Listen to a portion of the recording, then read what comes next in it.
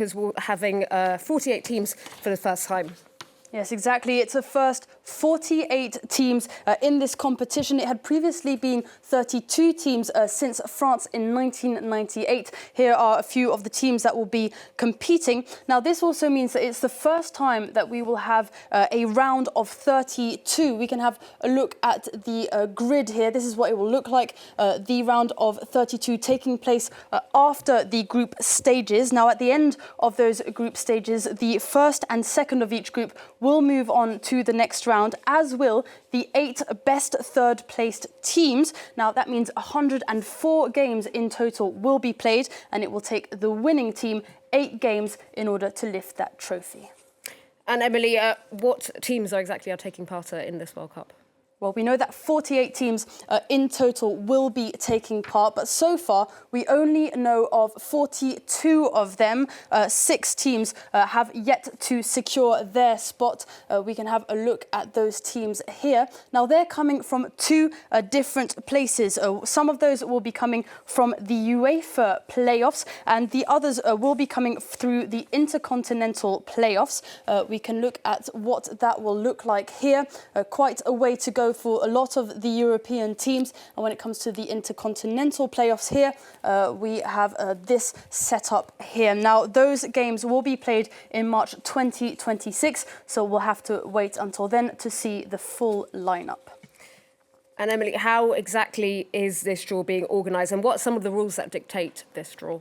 Well, now for the draw, those 48 teams and the placeholders that we can see here have been sorted into 4 groups of 12 according to FIFA rankings. Now, all 3 of the hosts are at the top of Group 1, as you can see there, the United States, Mexico and Canada. Now, the draw will sort at random these teams into 12 groups of 4 teams from Group A to Group L. Now, the US, Canada and Mexico already have their groups to guarantee that they'll play their group stage games at home. Mexico is in Group A, Canada in Group B, and the US in Group D. But for the draw, FIFA will start by drawing the teams from Pot 1. They'll then move on to Pot 2, Pot 3, and so on in order. Now, there are some rules to bear in mind. It sounds simple, but there are a few exceptions that come to spice the whole things up. Now, only 1 team from each regional federation is allowed in each group, with the exception of UEFA, which will be allowed up to 2 teams in a group because they have 16 teams participating and there are only 12 groups. Another rule is that teams ranked 1 to 2, so Spain and Argentina, and then 3 and 4, so France and England, will be placed on the opposite sides of the grid so that they can only face off in the final stages of the competition. Now, if that all goes to plan, the FIFA computer will be helping to guide the draw along to guarantee that all those rules are respected. So, yeah, quite a lot of rules, as you said there. Emily, what other things can we look out for in this draw? Well, a few things that I wanted to point out. First of all, Canada is in Group 1 because they are a host nation. But if it had qualified through the normal routes, its a FIFA ranking, 27th in the world, would probably place it somewhere between the 2nd and the 3rd group. So other teams in Groups 2 and 3 will be hoping to face off in Canada's group for better chances at ending up first. Another one to look out for is Norway. Now, they're placed in the 3rd group. But they'll be definitely a feared team to look out for because they absolutely dominated their qualifying, winning all 8 of their games and scoring 37 goals in the process. Absolutely terrifying.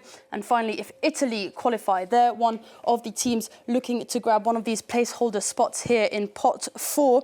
They'll be in that lowest group despite being ranked 12th in the world and having won the World Cup 4 times. Yeah, that's one element that could definitely shake things up in those World Cup group stages. And finally, Emily, what will the match calendar look like? That's obviously something lots of fans are very excited about.